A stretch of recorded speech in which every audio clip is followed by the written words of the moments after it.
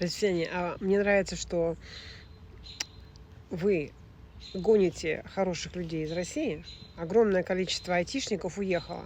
И в то же самое время вы хотите, чтобы хорошие люди собирали для вас дроны, чтобы вы воевали дальше. Ну как вообще это совместимо?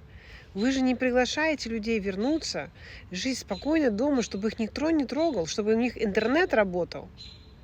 И чтобы не было там стыдно быть русский, санкций не было. И чтобы БПЛА не пролетали. Да? Тогда бы к вам вернулись. Кто сейчас будет вам что собирать, какие дроны? Ваша программа Макс уже вот тут у всех сидит. Понимаете, ваше хуйло собирается до 36-го года вообще. Вы серьезно? Говорит, Бог, он сейчас там это с китайцами что-то какие-то 28 миллиардов рублей или чего, или даже этих долларов на то, чтобы это хуйло жило вечно, да? Оно не собирается никуда умирать.